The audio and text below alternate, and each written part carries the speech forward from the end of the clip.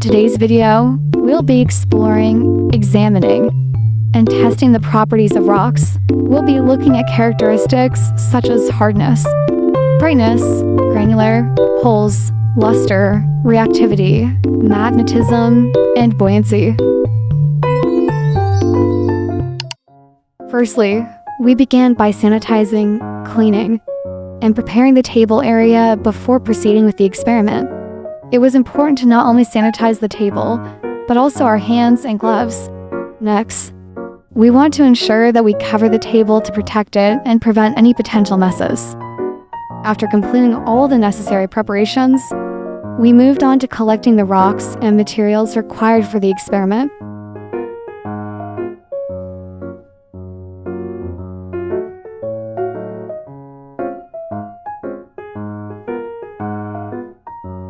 Afterward, we proceed to carefully placing the rocks onto the paper, one by one, and then labeling each one accordingly.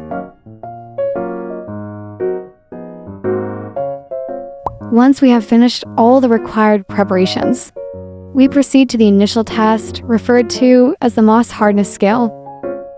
Rock 1 is classified as the softest known mineral, scoring a 1 on the hardness scale.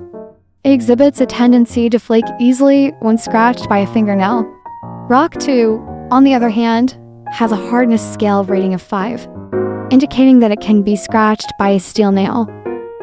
Rock 3 has a hardness scale rating of 2, meaning that it can be easily scratched by a fingernail. Rock 4, with a hardness scale rating of 3, cannot be scratched by a fingernail, but can be scratched by a copper penny. Rock 5, scoring a 4 on the hardness scale, can be easily scratched by a steel nail. Lastly, Rock 6 also has a hardness scale rating of 5, meaning that it can be scratched by a steel nail. The next test we conducted involves examining the brightness of the rocks to determine if they are light or dark. To assess the brightness of the rock, we initially used a hammer to crack it. This allowed us to make it more translucent, enabling us to better determine its level of brightness.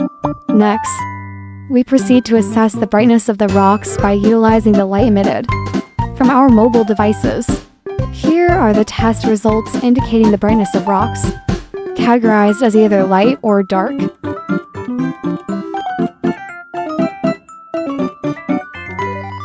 Now, let's move on to another test called the granular test. In this test, we will determine whether the texture of the rocks is granular or not.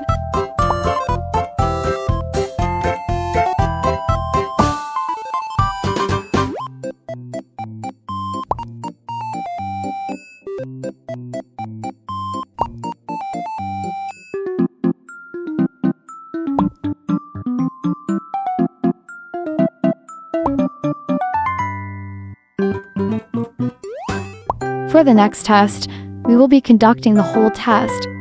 This test involves examining the rocks to determine if they have any holes. To ensure clearer vision, we will be using a magnifying glass.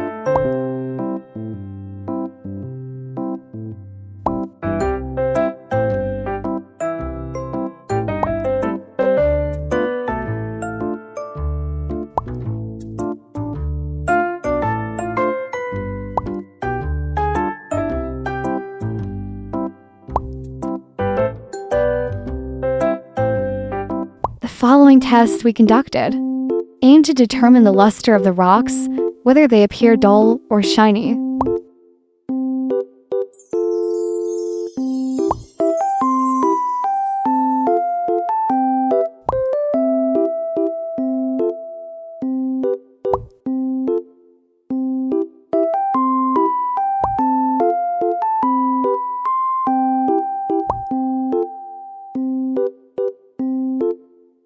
Before we proceed further, here are the materials required for the upcoming tests. Now, let's move on to the next test, which is the reactivity test.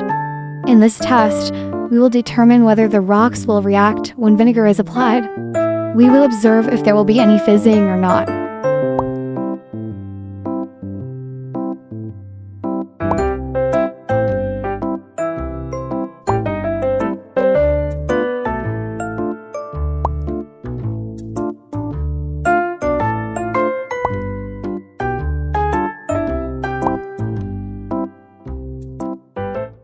In our next test, we conducted a magnetic examination.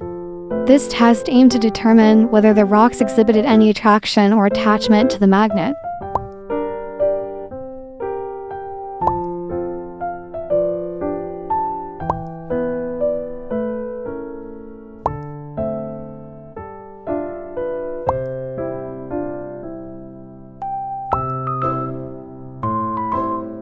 Now, let's move on to the final test, where we will explore the concept of buoyancy. The purpose of this test is to evaluate the density of the rocks and determine whether they can float on water or if they will sink.